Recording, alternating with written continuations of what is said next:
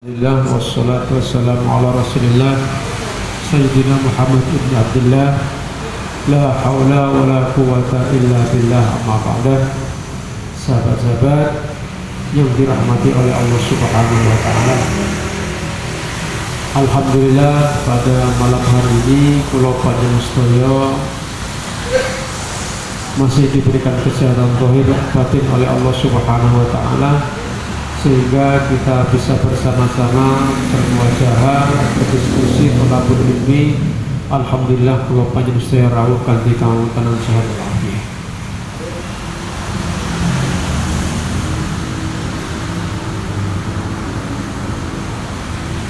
Sahabat-sahabat, kalau kemarin pada 4 pertemuan yang pertama kita masih dalam muqaddimah bab pertama pada buku ini, Al-Babul Awal, tentang pokok-pokok ajaran agama Islam atau Al-Asas, atau pokok-pokok qawaid-qawaid yang menjelaskan tentang halal dan haram. Sekarang adalah Al-Babus Tsani, bab yang nomor 2. Ini langsung pada pokok permasalahan sesuai dengan judul kitabnya. Kalau judul kitabnya adalah Al-Halal wal Haram fil Islam, maka semua buku ini membahas tentang interaksi antar manusia, makanan dan lain sebagainya, bahkan permainan dan lain sebagainya, itu dilihat dari segi hukumnya antara halal dan haram, seperti itu. Oke. Kita di sini bukan dalam arti kula menasehati sampean, mboten, kita belajar bareng-bareng bersama, watawasau bil haqqi watawasau bis sabr. Karena apapun itu, kalau kita mendapatkan ilmu dari manapun ilmunya, maka kita ambil manfaatnya. Ada satu cerita, nah, kula awali kali cerita. Seorang syekh zaman salaf, zaman klasik, namanya Syekh Sufyan.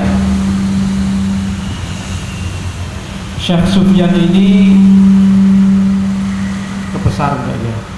Mungkin termasuk ulama besar di daerah Irak sana, Timur Tengah. Beliau ini punya santri yang banyak, Lah, ketika beliaunya ini masuk masjid, Syekh Sufyan ini ditegur oleh seorang sing mboten gayani. Tiang ini ku bajune compang-camping, ngomong elek, kaya kula kurang elek lah pokoknya. Elek. Bahasa wong mriki ku gembel. Akhirnya ditegur ngeten, sauriyun anta. Saur niku artine sapi jantan. Wong kene ngono ngarani kebo. Lah wong syekh besar punya santri banyak. Nek wong cara kene ngoten enggak ada pesantren gede, santrinya akeh, dilokno mbek ditegur ambek wong napa jenenge? Gembel niku. Sampean kaya kebo. Sungguh awak dhewe ngono ya apa kira-kira arek Ansor Banser kebo ya. Oke, baik. Ya dilono balik paling kebo dhewe. Lho, akhirnya Syekh Sufyan iki senyum noleh. Lho, enten napa? Bahasa mriki ngoten. Enten napa? Akhirnya dituturno, ngapunten Pak Yai, Syekh, panjenengan niku wau masuk ngelangkah nang masjid. Niku kalih kaki kiwa. Jarene sing gembel niku ngoten. Panjenengan niku kraos napa mboten? Melangkah nang masjid, masuk masjid niku kalih kaki kiwa. Niki lho rumah Allah, Baitullah. Rumahnya Allah, kok panjenengan kaki kiwa? Mboten krasa Yai Sufyan niku wau. Syekh Sufyan mboten krasa. Akhirnya ketika diberitahu kados ngoten niku, mboten muring-muring. Kaya awak dhewe mboten muring-muring, malah senyum. Terima kasih telah diingatkan. Justru sak mantune salat mengadakan halaqah dengan murid-muridnya, santri-santrinya. Halo. Dengan santri-santrinya. Niku malah diceritakno dengan bangganya. Nek awak dhewe mari dilokno wong elek ngono ya sungkan nyritakno ya. Dirasani. Mari dilokno wong gak karu-karuan. Diceritakno, akhirnya sampai mulai detik itu Syekh Sufyan ini diberikan julukan Sufyan Ats-Tsauri. Syekh Sufyan sing kaya gebu. Kayak gebu. Ya, jadi wong gede dilokno, dielingno wong sing gak dayani gitu diterima malah dituntun wong. Kenapa kok ditunjukkan kepada santrinya? Nggih karena untuk apa diambil ibrah, diambil pelajarannya. Nek kapan kulil haqqo walau kana murran, atau di dalam bahasanya Sayyidina Ali bin Abi Thalib, undur ma qala wala tandur man qala. Delokon apa sing diomongno, aja ndelok sapa sing ngomong. Lah ngoten nggih. Kadang-kadang nek awak dhewe ndelok sing ngomong ya sing ngomong arek cilik ya gak ngreken. Ya nek sing arek cilik sapa tambah ro iwak. Kono iwake akeh awak dhewe percaya. Nek ngomong ngono lah, nek ngomong liyane ya gak percaya kadang. Seperti itu, sahabat-sahabat ya. Al halal wal haram fil hayati syakhsiyah lil muslim. Halal dan perkara halal dan haram dalam kehidupan pribadi seorang muslim. Di sini akan membahas yang pertama, poin pertama adalah fil at'imati wal ashribati, pada kaitannya dengan makanan dan minuman. Yang kedua, fil malbasi waz zina, di dalam hal pakaian dan perhiasan. Nomor 3, fil baiti, di dalam rumah. Kemudian nomor 4, fil kasbi wal ihtirafi, dalam mencari rezeki. Dalam hal ini adalah pekerjaan dan profesi. Ada 4 hal ini kaitannya dengan ya. Insya Allah nanti hari ini kita bahas. Nek saged poin 1 niki selesai ya alhamdulillah, nek boten saged nggih secukupnya.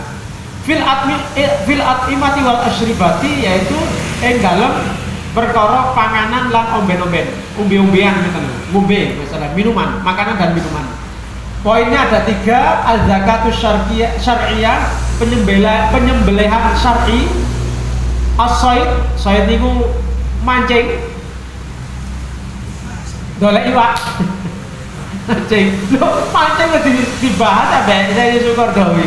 Soalnya ini kaitannya dengan kehidupan pribadi. Al-khamru wal mukhaddirat, khamr dan mukhaddirat niku adalah narkotik, barang-barang yang memabukkan. Ada 3 ini kita bahas. Langsung mawon pada poin-poinnya. Nah, ini nomor 1. Fil at'imati wal ishribati, qala musannifu rahimahullahu ta'ala nafa'ana bihi wa bi ulumihi fid dharaini ad-dunya wal akhirah amin ya rabbal alamin. Ikhtalafal umam wa syu'ub fi qadimin fi amrin ma yakuluna wa ma yashrabun. Jadi syu'ub itu bangsa-bangsa, kabilah bangsa-bangsa, wong-wong zaman biyen niku berbeda-beda dalam menanggapi makanan dan minuman itu.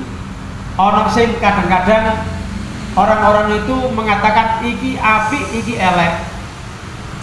Nah, nek gak dikenal no, maka akan menjadi elek sak terusé. Sakniki kula tangleti panjenengan, wedang uwuh. Wedang uwuh niku lho. Iku lak laraan sih. Nggih. Nek mboten sing kenalno sampean, pasti sampean gak kenal. Gak ngerti nek iku akeh manfaate. Pasti dalam hati sampean opo sih meniku laraan tok. Laraan lah kok diombe laraan. Nek gak ono sing kenalno. Begitu juga zaman orang-orang zaman dahulu, karena belum ada turun ayat-ayat suci di dalam firman-firman Allah, maka sing dereng semerap itu ya kadang-kadang sakarepe dhewe, sing apik ya dibangun, kadang-kadang justru malah sing elek ditinggalkan. Karena belum ada yang menuntun seperti itu. Langsung mawon boten kata-kata. Nah, makanya banyak di sini dijelaskan sebenarnya apa yang di dalam Islam itu walam yuhrimul Islam minha illa ma sarafa, itu dalam hal minuman. Jadi minuman itu tidak ada yang diharamkan oleh agama Islam. Gak ada yang diharamkan kecuali memang karena itu satu kotor, yang kedua adalah masara khamron, yang bisa memabukkan. Nek cara wong Indonesia itu sing memabukkan itu gak minuman tok. Janda itu yang memabukkan. Masuk aja. Jamu jaga tawa.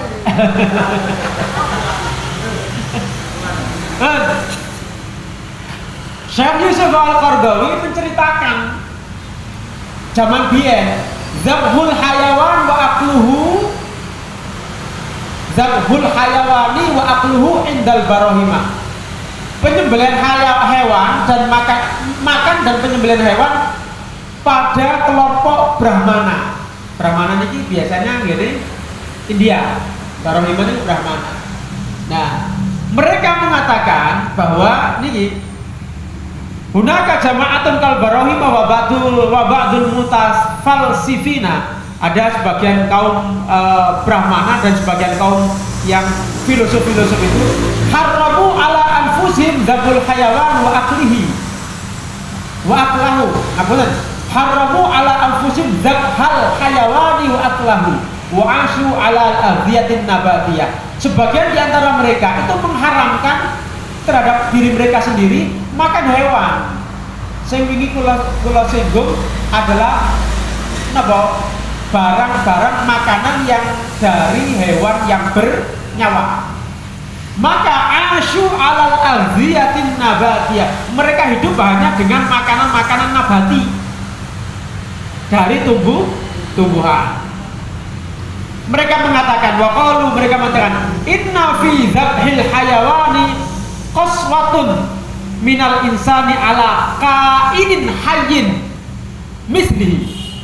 Jadi mereka orang-orang Brahmana itu kan mereka tidak makan makanan sing bernyawa.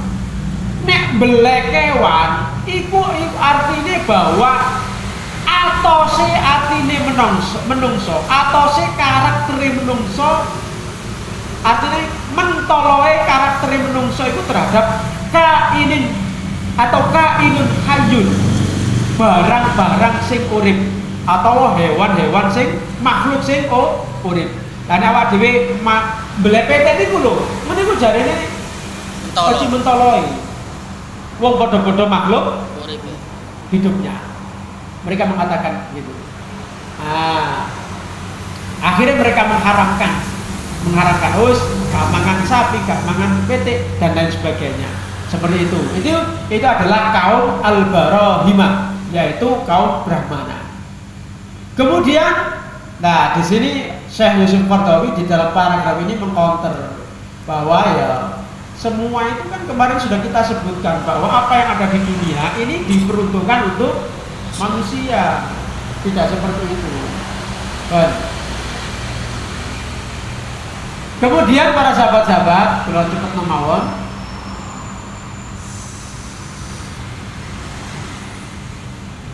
ada beberapa kelompok manusia juga yang terkadang melarang dirinya, mengharamkan dirinya untuk memakan hewan-hewan yang bernyawa itu karena apa? Dengan alasan himayah. Himayah itu jogo mereka biar tetap hidup, biar tetap lestari, bahasanya macam. Tetapi di sini disebutkan ala anna imtina al insani an dzabhil hayawan lam yahmihi minal mauti wal halak. Tahukah kita bahwa ketika kita melarang manusia atau mengharamkan diri untuk memakan hewan yang bernyawa dengan alasan melestarikan lingkungan, maka itu adalah dari ini dawe Syekh Yusuf Qaradawi lam yahmihi minal mauti wal halak, tidak akan bisa menyelamatkan dari kematian hewan tersebut dan kepunahan. Ya apa jenenge kewan? Wes contoh mawon, misalnya contoh ikan. Ikan itu sak umur, napa sak lawas-lawas umur, sak suwe-suwe umur, kira-kira padha karo umure menungso? Ada sebagian yang memang hewan-hewan besar di dalam laut itu ada. Tetapi suatu saat nanti pasti akan mati dengan sendirinya. Sunnatullah. Itu seperti itu. Makanya kalau kita tidak mau makan ikan, nggak mau makan wedhus, nggak mau makan sapi, itu tidak akan bisa menyelamatkan mereka dari kematian dan kepunahan itu. Makanya sebenarnya kalau dengan hanya alasan untuk melestarikan lingkungan, melestarikan hewan, itu adalah alasan yang dibuat. Seperti itu. Sekarang yang kedua, al-hayawanat al-muharrama indal yahud wan nasara. Hewan-hewan yang diharamkan pada zaman atau pada orang-orang Yahudi dan orang-orang Kristen Nasrani. Wa fid diyanatil kitabiyah, pada agama kitabiah atau agama samawi. Agama samawi ini kan yang ketiga ya. Yang tertua adalah agama Yahudi, kemudian agama Nasrani, yang ketiga adalah agama Islam. Adapun sebelum agama Yahudi itu adalah agama Al-Hanif, agama yang memang diciptakan oleh Allah Subhanahu wa taala, yang tidak diberikan oleh Allah kitab suci. Contoh Nabi Adam, Nabi Idris, agamanya adalah agama Hanif, agama Allah Subhanahu wa taala, tapi tidak diberikan kitab suci. Lah agama yang mempunyai kitab suci ini, yang sekarang kitab sucinya sudah terdistorsi, sudah dipalsukan. Ada Yahudi yang dulu namanya Taurat, sekarang mereka mengimani kitabnya itu namanya Talmud. Kemudian yang kedua Nasrani itu adalah kitabnya adalah Injil, yang kemudian mereka sekarang itu di Indonesia menyebutnya adalah Alkitab. Jadi Injil itu Alkitab. Yang kemarin saya bukakan Injil itu, yaitu itu Alkitab. Tapi mereka dengan bahasanya itu aneh-aneh. Bahasanya itu nyeleneh-nyeleneh. Saya pernah mempelajari kitab Perjanjian Lama itu, Nabi Soleh itu dituduh berzina dengan anaknya sendiri dalam Alkitab itu. Nabi Soleh itu ketika Nabi Soleh itu ada di Yaman, sahabat-sahabat. Ada di Yaman Nabi Soleh itu. Mereka umatnya itu rusak, akhirnya kan disebutkan bahwa mereka diazab dengan batu yang datang dari langit. Tapi analisa para mufassir itu sebenarnya enggak, ya boleh-boleh saja Allah itu menjadikan kayak waktu ke langit merologur, ya enggak apa-apa, enggak masalah. Tapi itu adalah sebuah ibarat gempa saking dahsyatnya, gunung-gunung itu merotoli kabeh sehingga watu-watu lugur teko lugur. Itu niku. Analisanya seperti itu. Nggih. Jadi batu yang diciptakan oleh umat Nabi Soleh dari langit itu. Nabi Soleh akhirnya ternyata umat itu mau mati ke kabeh. Tinggal Nabi Soleh sama putrinya. Ini versinya Alkitab. Akhirnya gak ada wong liya, tolat-tolat kok gak ada wong liya. Akhirnya napa jenenge Nabi Soleh ini versi Alkitab lho nggih. Nabi Soleh ini tolat-tolat lagi awak dhewe berkembang biak iki. Engko lah awak dhewe mati, gak ada wong maneh. Akhirnya dua orang ini, Nabi Soleh sama putrinya itu digambarkan oleh Alkitab, oleh kitab Perjanjian Lama di Injil itu berzina sehingga melahirkan mereka. Saya bisa mencoba. Oh, Nabi berzina tak kira-kira. Gak cocok. Gak cocok. Ya seperti itu. Ini begini disebutkan. Kalau musanifu waqad zakar Qur'anu ba'da ma harramallahu 'alal yahud wa illata hadzal tahrim kama dzakarna min qabl annahu kana uqubatan. Jadi disebutkan dalam Al-Qur'an beberapa hewan yang sebenarnya itu bagus, baik, tapi diharamkan oleh Allah bagi orang Yahudi. Wa illatu, sebab pengharaman itu seperti yang disebutkan kemarin itu adalah ukubah, hukuman, sanksi. Soalnya wong Yahudi ku nakal, dikongkon nyembah Allah malah gawe sapi. Dikongkon Nabi Musa, ayo masuk ke negeri Palestina, gak gelem. Caranya apa? Kono wong gawat gede. Kalah wak dhewe. Nabi Musa sampai orang Yahudi dikongkon, Nabi Musa sampai nang Nabi Harun kono perang ngomong loro. Ana ngomong Nabi kok malah dibully kaya ngono. Iku wong Yahudi. Ruwet-ruwet. Ruwet-ruwet. Makane nek ana wong ruwet-ruwet iku ya wis. Muga-muga kan keturunane Yahudi. Ada ya. Ini wa 'alal ladzina hadu harramna kulladzi dzufurin wa minal baqari wal ghanami harramna 'alaihim syuhumahuma illa ma hamalat zuhuruhuma awil hawaya aw mahtalata bi'adam. Dzalika jazainahum bibaghihim wa inna lasadiqun. Bagi orang Yahudi, mereka hadu niki artinya orang Yahudi haramna kulladzi, Allah Subhanahu wa taala mengharamna sesuatu atau hewan-hewan yang mempunyai kuku. Kemudian dagingnya apa itu jenenge? Sapi ambek wedhus ghanam. Niku mboten halal kabeh bagi orang Yahudi. Mereka diharamno gajene, padahal gaje niku sing enak. Gajene diharamno kecuali yang ada di punggungnya. Kecuali yang nempel-nempel di belungan. Kalau asli haji murni itu diharamkan. Tapi apa? Ilahnya di sini. Ilahnya itu sebabnya itu adalah karena bibaghihim ini. Jazainahum bibaghihim, karena mereka saking nakal mereka. Nah, jadi orang-orang Yahudi. Nah, kemudian hadza sya'nul Yahud. Nah, ini adalah orang Yahudi. Mereka juga diharamkan beberapa. Wa kana al-mafrud ayyakuna an-nasara tab'an lahum fi hadza. Seharusnya orang-orang Kristen itu ya sama dengan mereka. Karena apa? Kitabnya orang Kristen itu sebenarnya adalah tidak menghapus ajarannya orang Yahudi. Ngapain ya? Ini poin. Ajaran Kristen itu tidak ajaran baru. Ajaran Nasrani itu tidak ajaran baru, tidak menghapus ajaran lama kemudian mengganti ajaran baru Kristen, tidak, tetapi hanya mengikuti ajaran yang telah lama, yaitu ajaran wong Yahudi itu diterusno. Diterusno seperti itu. Tapi mereka orang-orang Kristen itu ternyata balelo. Mereka tidak mengikuti Nabi Musa, tapi di sini disebutkan wattaba'u muqaddisuhum Paulus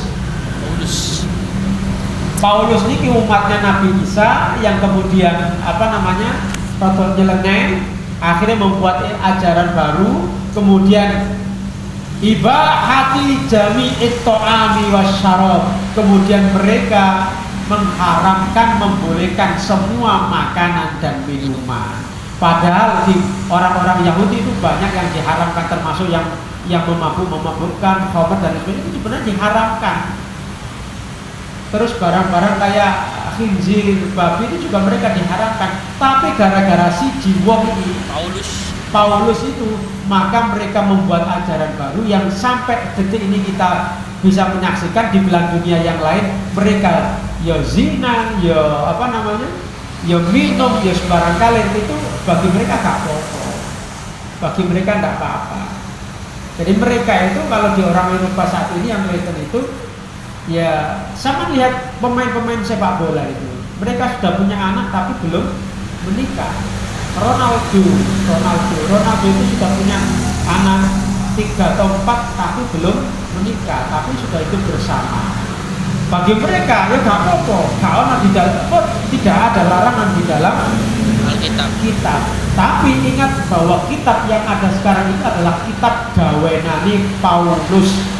Duduk Paulus merek roti sisir itu, merek Paulus roti sisir itu ya. Paulus itu nama salah satu muridnya Nabi Musa, kan ada Yohanes, kemudian ada Matius, ada Lukas, itu anak murid-muridnya Nabi Isa semuanya. Jadi yang rotok balelo Paulus ini. Menurut informasi Paulus ini gak melok jamuan makan malam terakhirnya Nabi Isa, dia itu balelo, sehingga dia itu gawe acara di dewe. Sing ono saiki. Ada. Wa 'allala Paulus dzalika anna kulla syai'in tahirun lit-tahirin wa anna ma yadkhulul fama la yunajjisul fama wa inna ma yunajjisuhu ma yakhruju minhu. Paulus bilang ya nek kabeh suci tahir bagi orang-orang yang tahir, bagi orang-orang yang suci, kabeh itu bagus. Yang masuk ke mulut itu ya gak najis. Justru yang najis itu yang keluar dari perut, dari mulut. Seperti itu. Nah, ini orang-orang ini disebutkan ini oleh muallif, wa qad istabahu bidzalika akla lahmil khinziri Raghma annahu muharramun binasit Taurati ilal yaum. Mereka membolehkan, karena alasan daripada Paulus tadi itu, mereka membolehkan makan lahmul khinzir, dagingnya babi. Raghma annahu, meskipun diharamkan dalam teks Taurat. Teks Taurat itu diharamkan. Taurat itu ada namanya Ten Commandment di dalam Taurat. Ten Commandment itu adalah ada 10 perintah. Ada 10 perintah. 10 perintah itu atau bahasa sekarang 10 instruksi, termasuk menyembah Allah, taat kepada Nabi, taat kepada orang tua, tidak berzina, tidak mencuri, tidak makan daging babi dan lain sebagainya. Itu ada, kalau buatan apa? 10 itu, ada 10. Itu ada larang-larangan. Nah itu ternyata Ten Commandment itu dilalekno dalam kitab saiki itu. Jadi mereka harus gak ngurusi sama sekali, sehingga mereka seakan-akan bebas sebebas-bebasnya.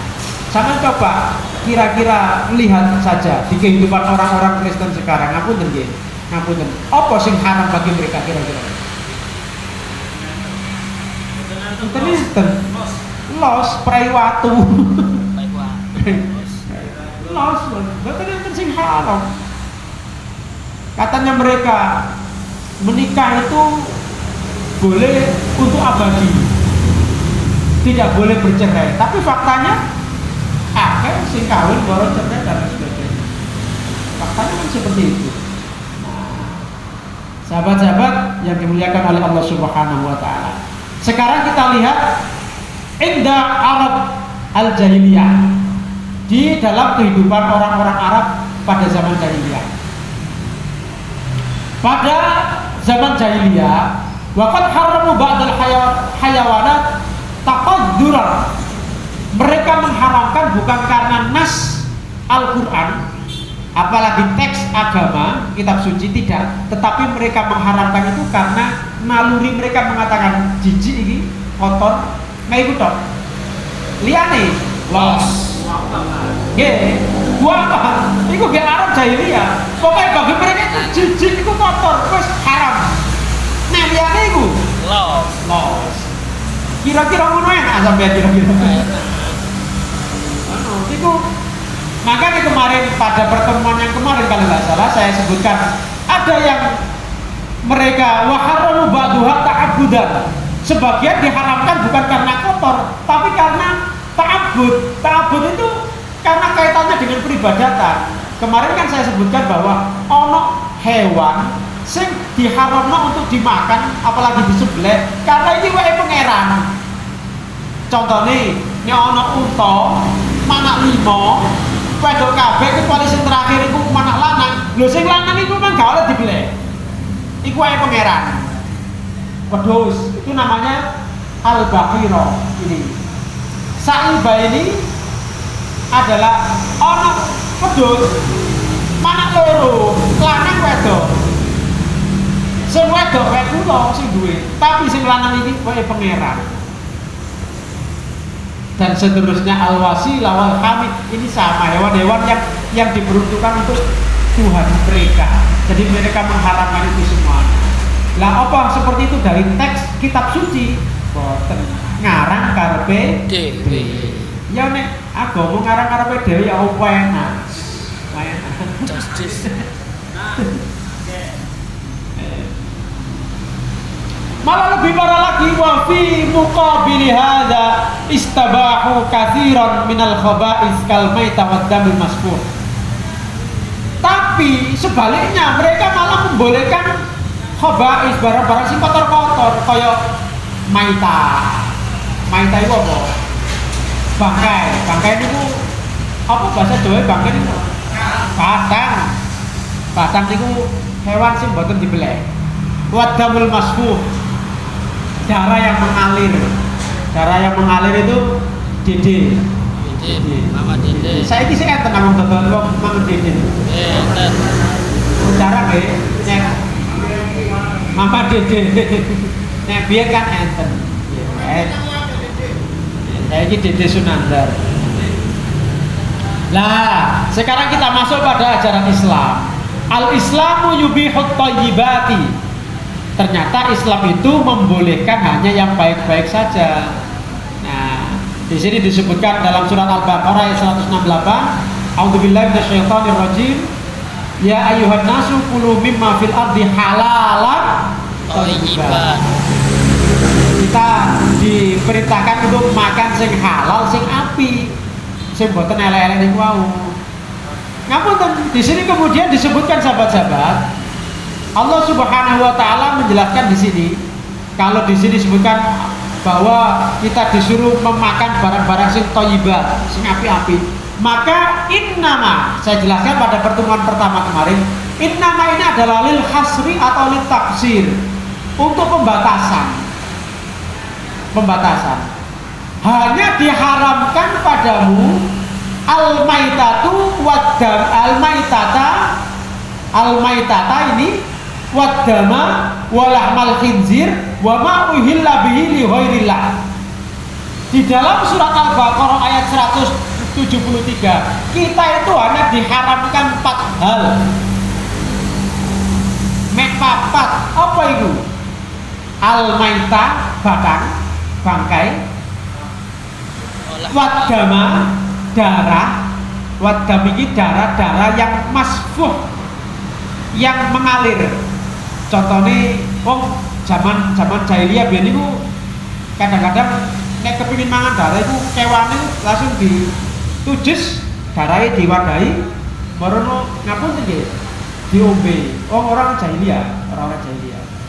Nek wong Indonesia kreatif mana ditadai, dijarno sampai beku, kemudian digoreng, diiris-iris, digoreng, tambah darah jadi. Jadi 4 hal yang diharapkan di sini: bangkai, darah, lahmul khinzir. Lahmul khinzir itu babi, daging babi. Lo asu kok tidak disebutkan di sini? Asu itu karena secara naluri itu adalah khabaith, karena lidahnya air liurnya saja sudah najis. Yang keempat adalah wa ma uhilla bihi li ghairillah, yang hewan yang disembelih bukan karena Allah atau karena selain Allah. Nek sakniki niku jarang sahabat-sahabat belek hewan untuk selain Allah itu jarang, untuk sesembahan apa jarang. Kalau dulu itu itu sesuatu yang marak loh, sesuatu yang marak. Makanya di sini disebutkan, disebutkan di dalam surat Al-Baqarah. Summa bayyana annahu ta'ala lam yuharrim alaihim illa hadhil asnaf al-arba'ah al-madhkurah fil ayat. Jadi Allah menghalalkan semuanya ini dalam ayat 172. Semua dihalalkan semuanya kecuali al-arba'ah al-madhkurah, hanya 4 yang disebutkan. Namun tetapi di ayat yang lain Allah menyebutkan lagi dengan ini, dengan dengan rincian. Rincian itu ada di dalam surat Al-Maidah ayat 3, disebutkan a'udzubillahi minasyaitonir rajim, hurrimat alaikumul maitatu, sudah kita sebutkan tadi, waddamu sudah kita sebutkan, walahmul khinzir sudah kita sebutkan, wa ma uhilla li ghairillahi bi sudah kita sebutkan. Ada 4 ya, ada bangkai, kemudian darah, daging babi, sama yang disembelih bukan karena Allah, untuk karena selain Allah. Tetapi kemudian disebutkan di sini lebih rinci lagi. Nah, di sini sampai sini. Wal munkhaniqatu wal mauqudatu wal mutaraddiyatu wan natihatu wa ma akalas sab'u. 1 2 3 4 5. Wa ma dzubiha 'alan nusuk 6. Jadi 4 tambah 6 berarti 10. Tetapi rinciannya adalah kata berkata ini kalau sarikan di sini tadi itu. Saya sarikan di sini. Al-muharramatu arba'atun, utawi barang-barang sing diharamno papat. Jadi di dalam Al-Qur'an tadi itu yang pertama adalah al-maitatu, pakai, adamu, darah, lahmul khinzir, daging babi, ma'uhilla bihi li ghairillah, yang disembelih untuk selain Allah. Tetapi poin nomor 1, al-maitatu itu dirinci oleh Allah, dirinci. Rinciannya nomor 1 al-maitatu itu adalah al-munkhaniqah. Al-munkhaniqah itu niku kewan sing mati karena kecekik. Mbok kecepit lawan, mbok kecepit rantai sepeda sampean, mbok kecepit kelek mati ya. Kecepit kelek mati nek kecepit kelek. Kecepit apa macam-macam. Oke.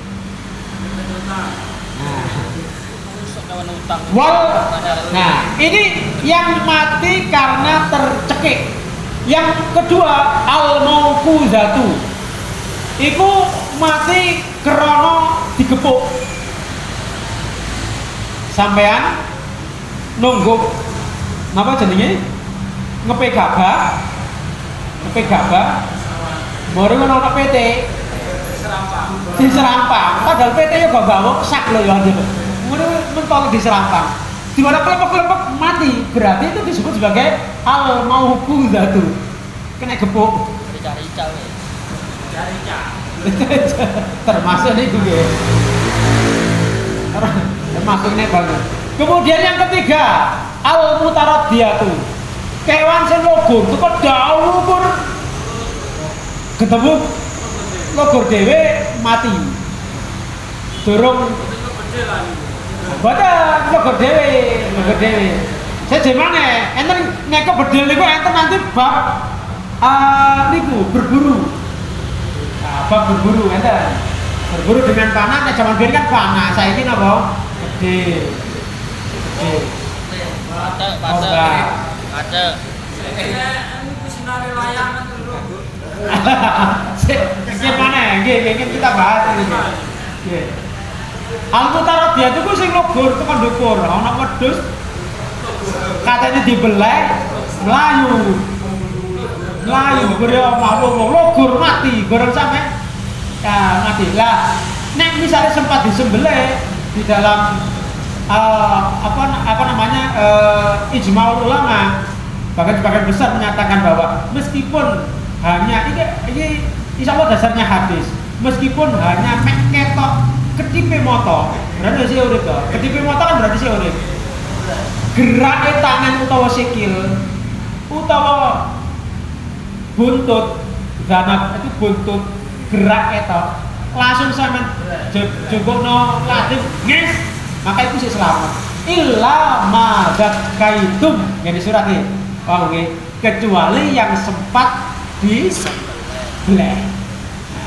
Kecuali kecuali al-munkhaniqatu niku sing tercekik, al-mauquzatu sing kena gepuk, al-mutaradiyatu niku logor, an-natihatu niku sing kena tanduk. Oh iya. Kena sudah kewan liyane.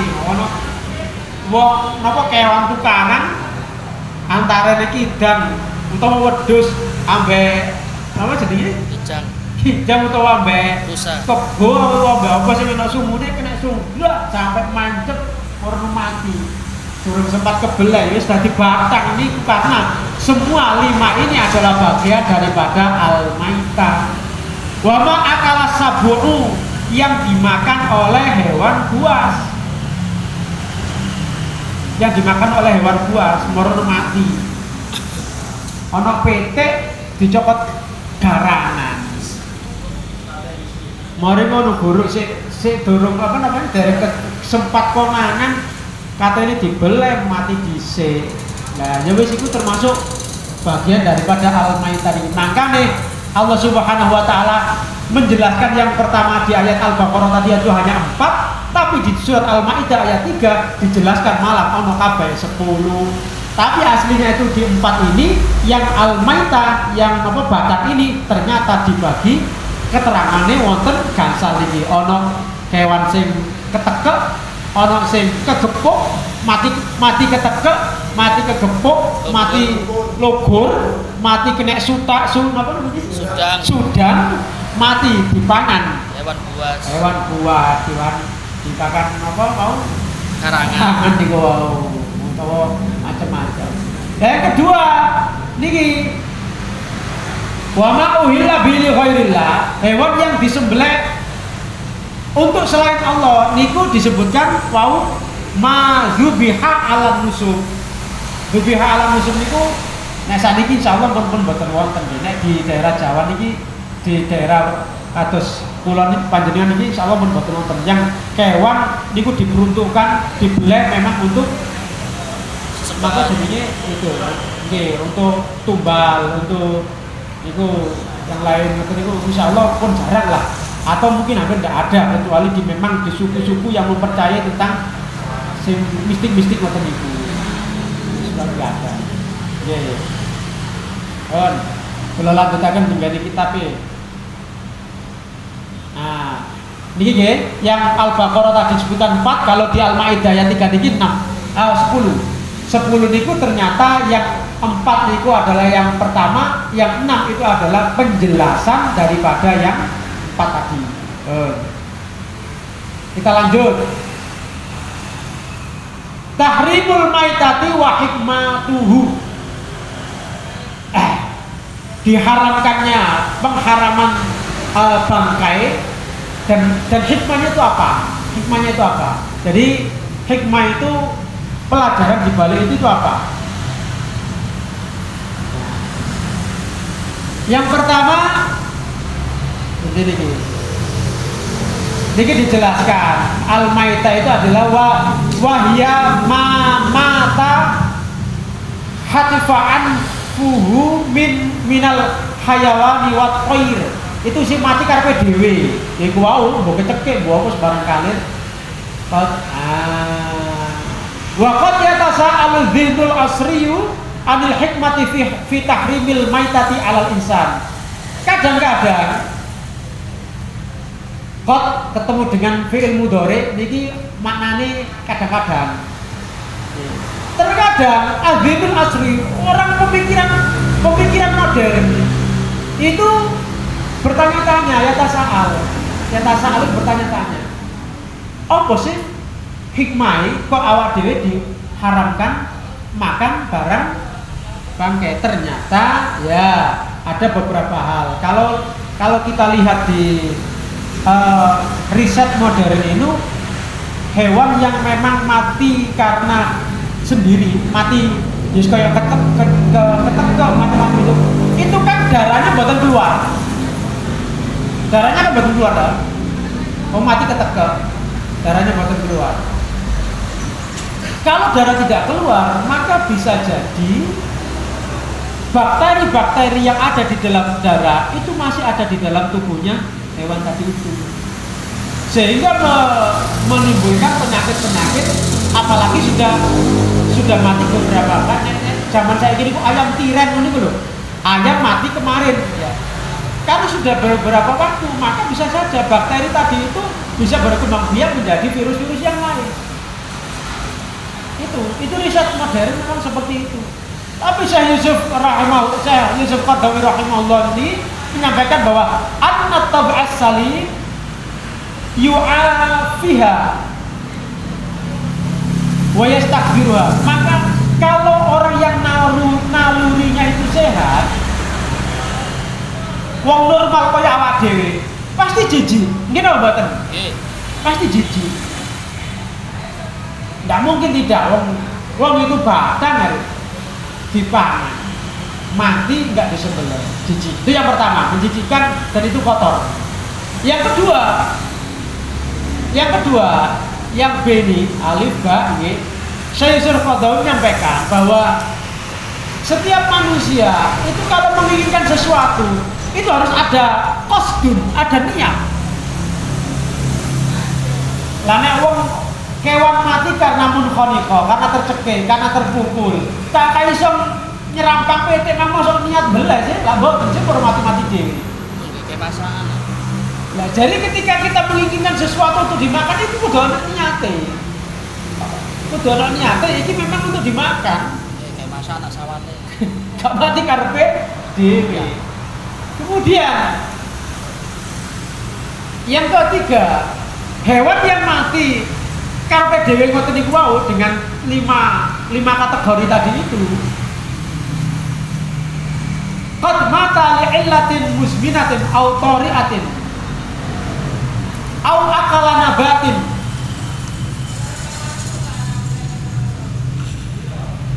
Ini salah ketik mungkin. Nabatatin sebenarnya. Au akala nabatin, kalau mufrad ini nabatan harusnya. Kalau jamak berarti nabatatin. Au akala nabatin samin. Au nahwa dzalik. Jadi kewan sing mati itu kan biasanya kadang-kadang ada li'illatin, ono penyebabe. Nek mati karepe dhewe itu bisa saja bisa saja karena memakan sesuatu yang sam. Sam itu adalah racun. Sehingga dia itu ketika mati karena racun, mosok awak dhewe mangan. Kan gitu. Ya, sam itu racun. Makanya nek salam itu sejelas. Arek-arek kadang Assalamualaikum. Racun. Assalamualaikum, selamatan kangge panjenengan, nama njenengan. Doa keselamatan kangge. Nek assalamualaikum berarti assalamualaikum, racun panjenengan. Racun guys sampeyan.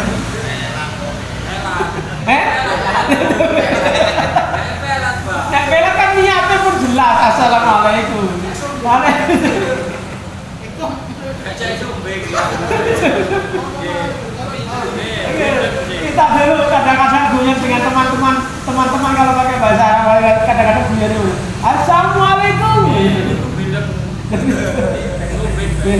Oke, tentu kali, udah jelas, salam udah jelas.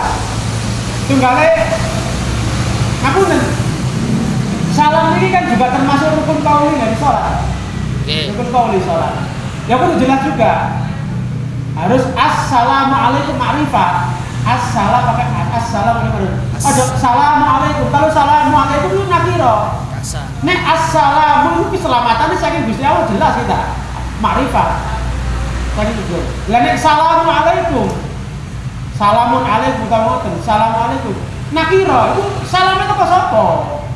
Kan enggak was ini kan jelas ya. Ya itu masuk rukun qauli salat lho itu. Ada gara ada lego itu assalamualaikum.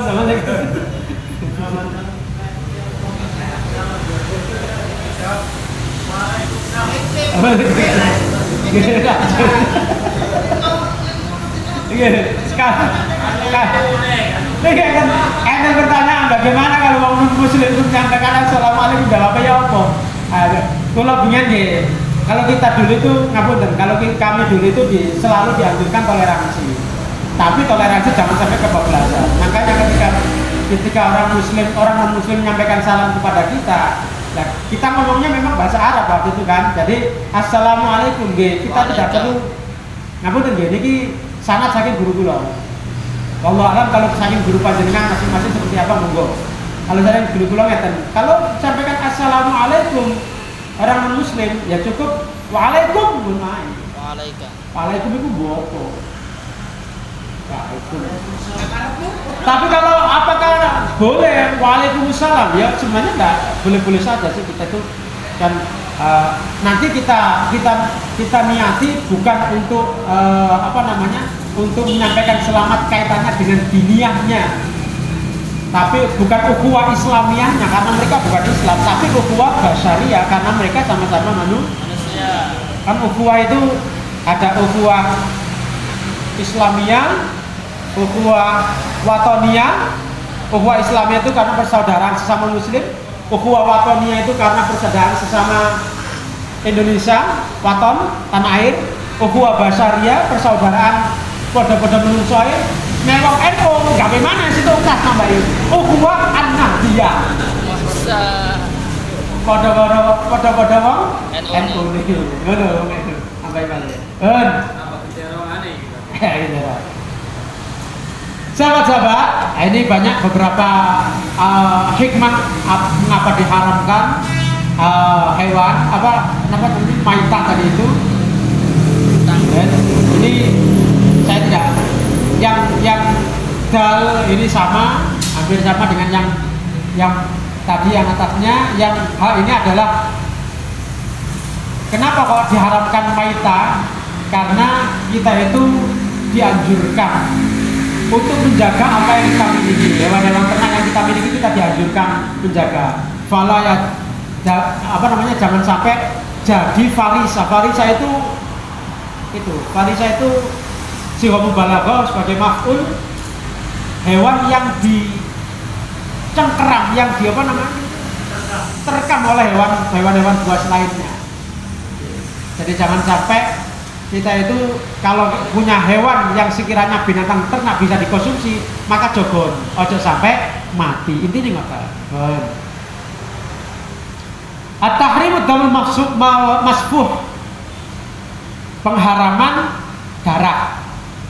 Darah ini darah yang niku yang mengalir niku nek jare wong Cina, kula biyen enggak ada kanca wong Cina. Darah yang paling enak iku getene pitik. Daripada getene babi utawa getene wedhus, getene ya kula ya nggih bener ta wong gak tau ngrasakno. Ini getene pitik. Makanya mereka dibelek, pitik dibelek, nek belek pernah itu kula diceritani tapi nggih, ceritani jeragane almarhum ibu kula. Ceritanya, aku nek belek pitik iku tak belek getene tak dagek nang rantang. Getene pitik iku luwih gurih timbange getene liyane. Jarine. Oke, sampeyan kepengin nyoba ya gak apa-apa. Cek kuat.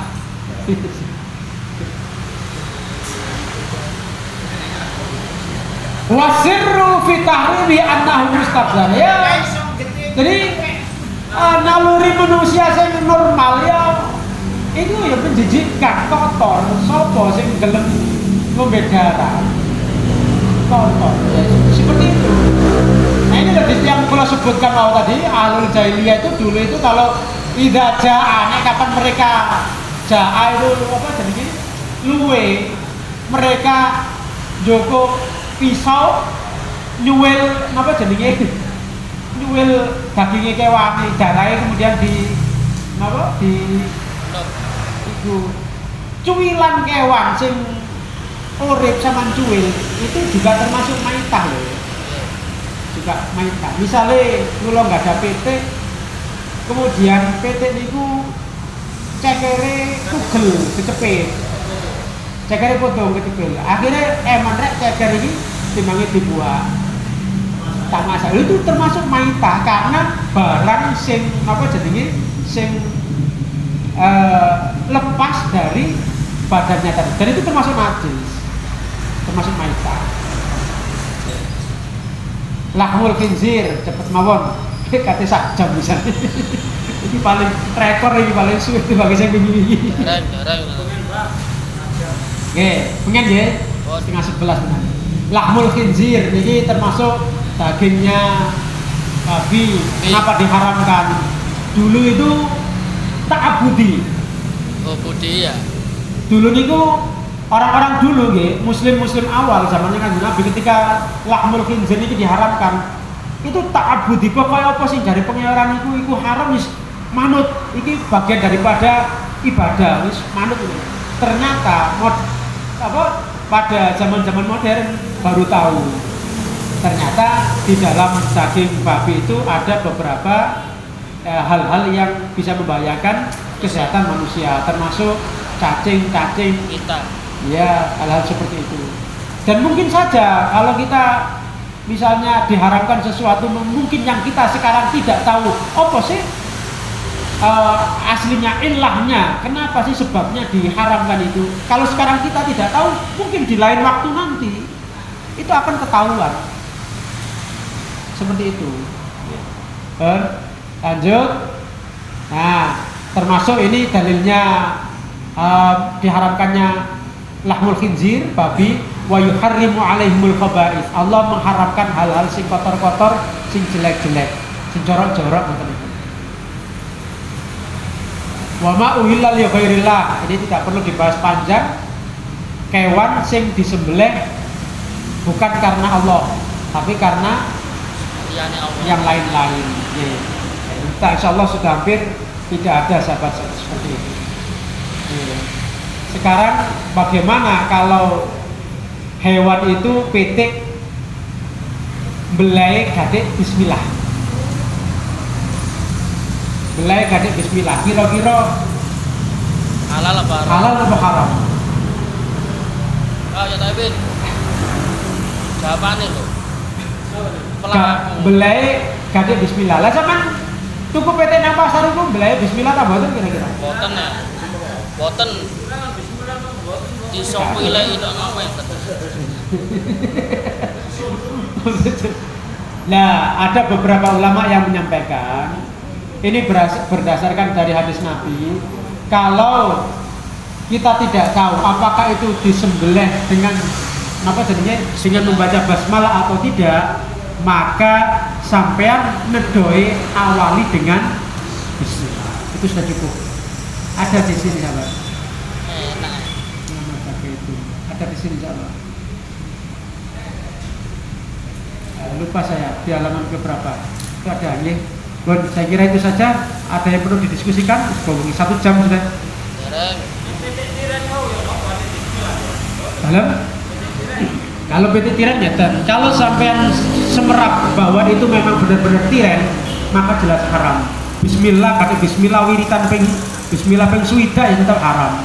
Tapi kalau memang tidak tahu, hukumnya tidak tahu itu apa? Ya nggak ngerti, nggak apa-apa.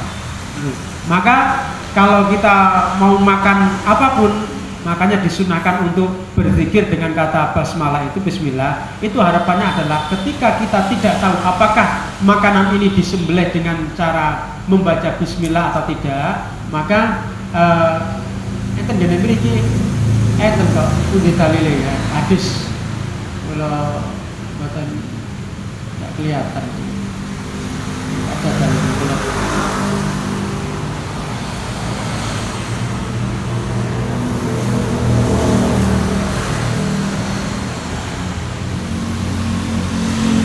Sini harusnya mboten enten ya. Benjing mawon insyaallah kula bedakan. Oke, ini mau. Pun nek mboten wonten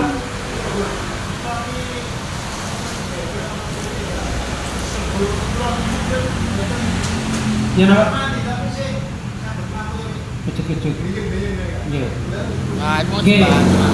Niku sami yang disampaikan oleh para apa namanya oleh para ulama tadi itu, selama kita masih mendapati itu hidup itu ada indikasinya.